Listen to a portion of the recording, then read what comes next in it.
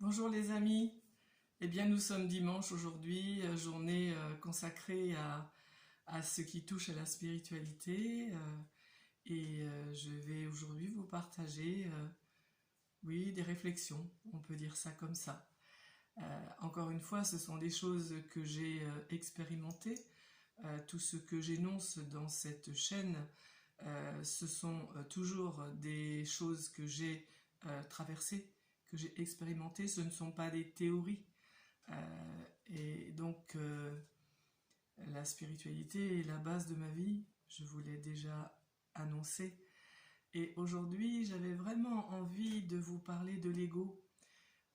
J'entends souvent et j'ai beaucoup entendu depuis que j'ai donc démarré ce chemin spirituel, puisqu'au départ c'était un chemin spirituel que j'ai beaucoup apprécié et qui m'a beaucoup apporté avec l'Advaita Vedanta.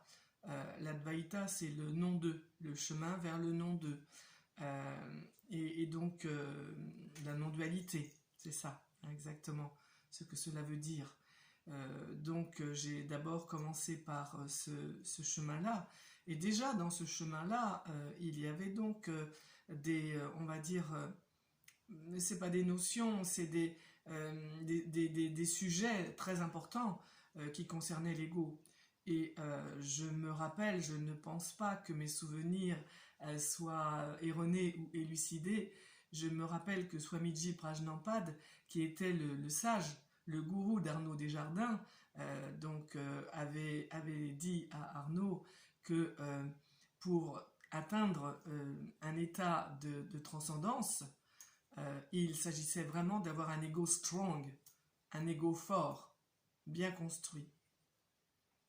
Or, ce que j'entends sur pas mal de réseaux, c'est vraiment, en tout cas l'impression que moi ça me donne, c'est vraiment l'ego est vraiment pris comme un ennemi, comme plus qu'un adversaire, vraiment un ennemi à combattre, à tuer, à annihiler. On dit souvent, voilà, la mort de l'ego, il faut tuer l'ego, mais je trouve ça vraiment horrible. Et encore une fois, si je me réfère à mes souvenirs du travail spirituel à l'ashram, où j'allais en Charente-Maritime, mais qui était donc la lignée de Swamiji Prajnampad, de l'Advaita Vedanta, eh bien, il était dit, me semble-t-il, qu'il y avait deux voies par rapport à l'ego. Il y avait tuer l'ego, oui, il y avait cette voie-là, et il y avait l'autre voie qui était agrandir l'ego. Voilà, il y avait ça. Alors, c'est vrai qu'aujourd'hui, c'est tout à fait envisageable avec, on va dire, l'évolution de la conscience humaine et la progression des prises de conscience et en fait, on va dire plutôt comment dire, c'est le mot égrégore qui me vient, mais j'aime pas trop ce mot-là, des prises de conscience globales et générales qui ont fait avancer la conscience humaine vers justement c'est quoi le divin, c'est quoi la conscience avec un grand C. Donc effectivement, il semblerait que ces traditions aient quelquefois, on va dire, euh, perdues, mais pas complètement, hein. Parce qu'à mon avis, ces traditions ancestrales, telles que le bouddhisme, l'hindouisme, qui sont des philosophies et non pas des dogmes, hein, eh bien, elles ont une vérité, à mon avis, un socle de vérité spirituelle qui transcendra du coup tous les temps. Donc, pour en revenir au sujet du jour, j'ai bien vu, en ce qui concernait Linda, que lors de mes 5 ans de travail pour tuer l'ego, puisque c'était ça que moi j'avais décidé de faire, n'ont pas fonctionné. Puisque, je vous l'ai dit, je me suis ensuite, par hasard, orienté vers tout le contraire. C'est-à-dire, c'est quoi Linda, quoi? Qui je suis, comment je vais, comment ça se fait que j'ai une vie, je vais dire de merde, mais oui, c'est vrai, comment ça se fait que j'ai une vie qui va pas du tout, quoi? Qu'est-ce que je vais faire? Parce que je peux pas continuer comme ça. Donc c'est vrai, j'ai eu la chance hein, de trouver la méthode Esper avec tout ce qui va avec. C'est pas juste des outils pour bien communiquer, la méthode Esper. Ce qui était aussi exigé dans le cursus pour être validé, c'était pas que ça. Bien sûr, c'était la base, c'était important. Parce que dans la méthode Esper, il n'y a pas de spiritualité. Hein. Non, non. Il y a vraiment le travail sur l'ego. Mais dans ce travail sur l'ego, il y avait aussi la connaissance de cet ego. Comment on se construit? Comment on se construit mal?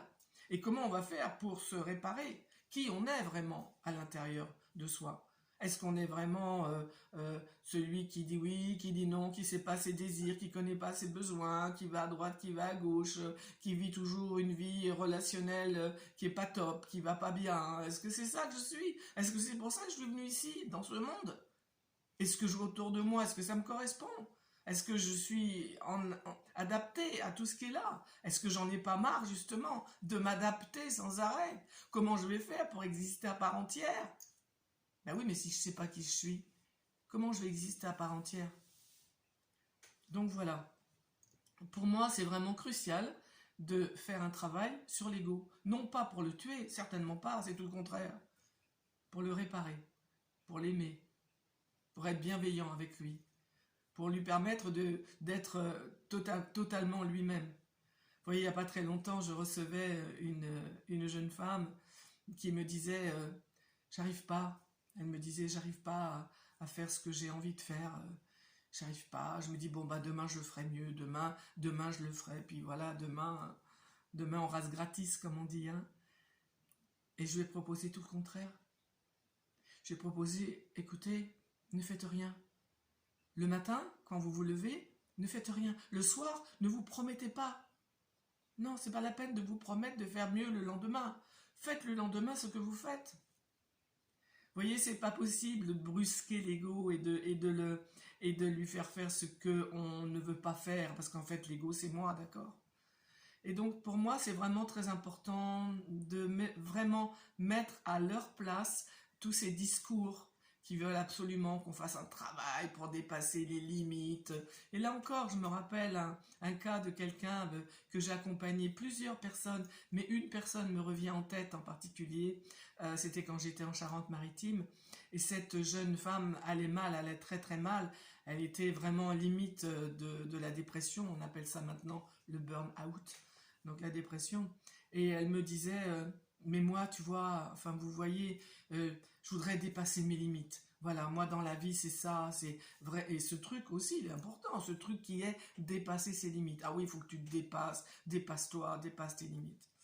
Et à l'époque, donc dans la salle où je recevais les personnes, je lui ai proposé de se mettre debout contre le mur, contre un des murs, et je lui ai dit, voyez, je vais vous proposer, vous voyez, en face, le mur d'en face, il y avait des placards tout le long, et je lui ai dit, voyez, je vous propose de dépasser vos limites. Alors, on va dire que vos limites, c'est ça, là, c'est le mur en face, enfin les placards.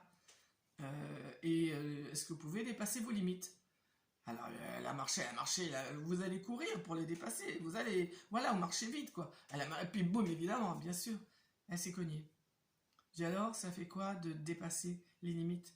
Est-ce que c'est possible de dépasser les limites? Ben, elle était un petit peu interloquée parce qu'elle ne comprenait pas. Elle voyait bien qu'elle avait heurté ce qu'on avait appelé une limite. Hein. C'était symbolisé comme une limite. Mais elle ne comprenait pas. Si vous ne pouvez jamais dépasser vos limites, parce que ce sont des limites que vous avez à respecter, parce que ce sont les vôtres. Par contre, ce que vous pouvez peut-être envisager, et on va le voir ensemble, c'est de repousser les limites. Et là, vous allez le voir. Alors j'avais mis par terre j'avais fait mettre une écharpe par terre qui montrait ses limites actuelles. Et donc voilà, elle est allée au bout de l'écharpe, elle a dit bah non, là non. Non, j'ai dit alors est-ce que vous avez envie de repousser vos limites? Alors elle a poussé l'écharpe. Dit jusqu'où sentez-vous que vous pouvez repousser vos limites? Alors elle a bien réfléchi avant de poser l'écharpe. Hein. Elle a mis l'écharpe maintenant, vous allez traverser pour aller jusqu'à cette écharpe-là, cette limite-là. Et en même temps, vous allez sentir à l'intérieur de vous, est-ce que c'est possible d'aller jusqu'à ces limites que vous avez repoussées? Alors elle a marché, elle s'est arrêtée à la limite de l'écharpe. Elle a dit oui, ça va pas être évident quand même, hein, mais je pense que oui, ça va être possible. Donc vous voyez, ça n'a rien à voir avec le fait de dire je vais dépasser l'ego, je vais tuer l'ego, mais vous pouvez pas, parce qu'il est là, et qu'il est là pour vous protéger, et qu'il sera là de toute façon. Donc, si vous voulez, ce truc qui est, oui, il faut tuer l'ego, ouais, bah continuez, faites-le si vous avez envie, mais ça ne marchera pas. Parce que l'ego, il est là pour vous protéger. Et l'ego, il a déjà été tellement abîmé par, on va dire, par les dogmes, par la société, par l'environnement, par les croyances, par les idées reçues. Vous voyez, comme là, dépasser mes limites. Mais j'ai plein d'exemples comme ça aussi à vous donner, d'accord? Je me rappelle un jour, j'étais en stage d'un week-end, et à un moment donné, je pense qu'on parlait des 4 piliers, et on parlait du respect de soi, du pilier du respect de soi. Et il y a une femme qui dit, bah moi je suis contente, hein. Alors c'était le début du pilier, hein, parce qu'après, c'est plus le même discours. Elle dit, ah, moi je suis contente parce que j'ai vraiment dépassé mes limites, hein. Ah bon, alors moi je suis tout de suite intéressée, hein. Ah bon, alors vous avez fait quoi? Elle dit, en fait, c'est un exercice qui est très connu, hein. On monte sur une table et on se laisse tomber comme ça, et parce qu'on sait qu'en dessous, il y a des personnes qui vont nous porter, nous tenir. Alors elle dit ça. Je connaissais pas, hein, à l'époque ce truc-là qui, c'est vrai, assez répandu, hein, dans le travail de développement personnel. Oui, vous voyez, je dis ça avec un peu d'humour parce qu'en fait, ce qu'on appelle développement personnel, c'est parce que moi, je mets dans le mot développement personnel. Moi, dans le mot développement personnel, je mets vraiment ouvrir l'être que je suis dans le bien-être, dans la bienveillance, dans l'amour de moi pour moi, et pas du tout dans dépasser qui je suis.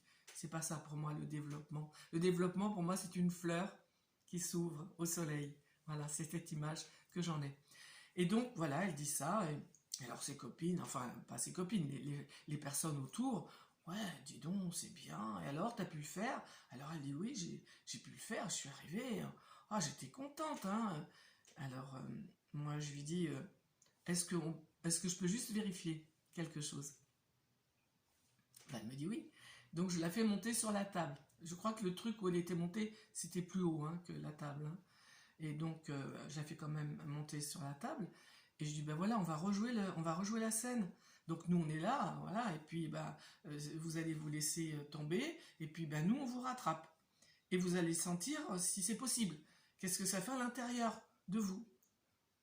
Alors, elle n'a pas pu le faire. Elle n'a pas pu. Elle n'a pas pu sauter. Je dis, mais comment ça se fait que vous ne pouvez pas le faire là? Elle me dit non. Et là, elle se met à pleurer.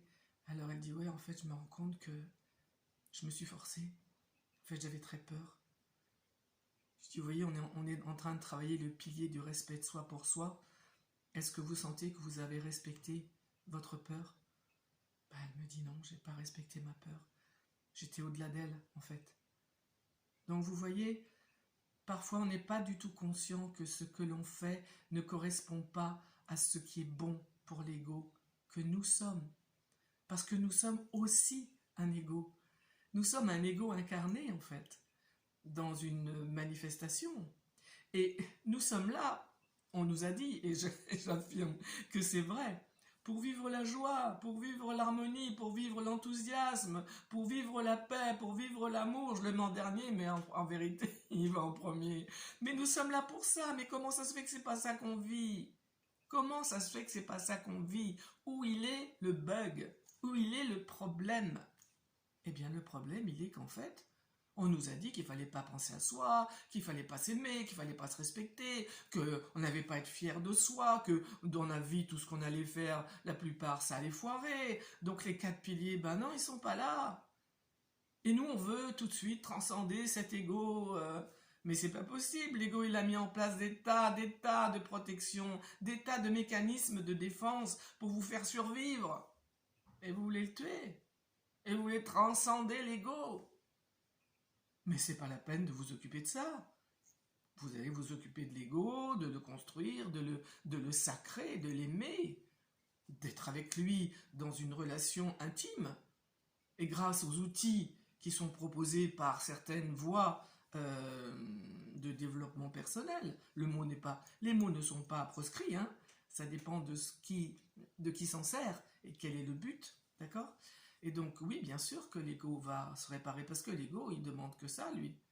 L'ego, il demande que se transcender. Parce que l'ego, il est là pour manifester le divin. C'est tout simple. Et à partir du moment où l'ego sera réparé, où il sentira qu'il est libre, tranquille, et que le mental sera tranquille lui aussi, il n'y a plus rien.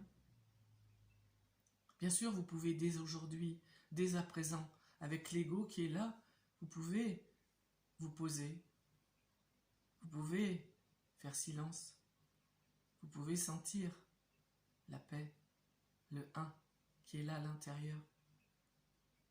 Et vous avez à sentir dès maintenant, avec un ego tel qu'il est là, vous avez à sentir le lien, la connexion avec qui vous êtes vraiment, bien sûr. Et si vous pouvez le faire souvent, c'est bien. Et si vous pouvez vous installer dans ce ressenti qui est le non-duel, la non-dualité, c'est tellement bon. Et bien sûr que ça va vous faire du bien. Je ne pense pas, sincèrement, que ça va réparer l'ego. Je ne pense pas que ça va le transcender. Peut-être y a-t-il des choses de l'ego souffrant qui pourront être diluées, transcendées dans la source que vous êtes, puisque vous êtes la source. Mais dire « je remets ça à la source », c'est installer une dualité qui n'existe pas en vérité, puisque la source est. Vous êtes la source. Donc c'est déjà quelque chose qui sonne faux que de dire on remet ça à la source et la source s'en occupe. Ah oui? Et où elle est moi la réponse que je donne à ma vie? Ma responsabilisation par rapport à ma vie. Être responsable, ça veut dire simplement quelle est la réponse que j'amène à ce qui se passe pour moi. C'est pas du tout être coupable, c'est pas du tout un fardeau, c'est pas du tout lourd. C'est simplement regarder qu'est-ce qui m'arrive, qu'est-ce qui vient à moi, qu'est-ce que je m'amène aussi, et quelle est la réponse que j'apporte. C'est ça, être responsable. Ce n'est pas être victime, être coupable, pas du tout. C'est simplement voir. Le plus important dans tout ça, c'est la connaissance. C'est ne plus être dans l'ignorance de ce qui est à l'extérieur de moi, de ce qui est à l'intérieur de moi. C'est ça le plus important. Donc oui, je prône, peut-être que je suis une des seules, ben c'est comme ça. C'est pas grave. Je prône sacré l'ego qui est là. Parce que grâce à lui, vous êtes là aujourd'hui, vivant, vivante. Vous auriez peut-être même à lui dire merci à cet ego, parce que peut-être que grâce à lui, vous ne vous êtes pas suicidé. Peut-être que grâce à lui, vous avez réussi à rester debout, à vous en sortir et à être heureux. Merci, l'ego, d'avoir été là. Tu peux maintenant te reposer. Tu peux maintenant jaillir. J'ai pris une autre présence à l'intérieur de moi et là, et qui s'appelle la conscience, le awareness, qui est là, l'âme, si vous voulez, pourquoi pas, le témoin, qui me permet de devenir responsable de mes actes, de mes pensées, de ma vie, qui va me permettre de savoir que faire, que dire, où aller. Et à ce moment-là, vous voyez bien, j'espère que vous le sentez bien, cela se transcende tout seul. Voilà, je vous souhaite un beau dimanche. Je vous dis donc à mercredi, puisque mercredi, je vous enverrai une vidéo sur la méthode ESPER. Voilà, à bientôt. Au revoir.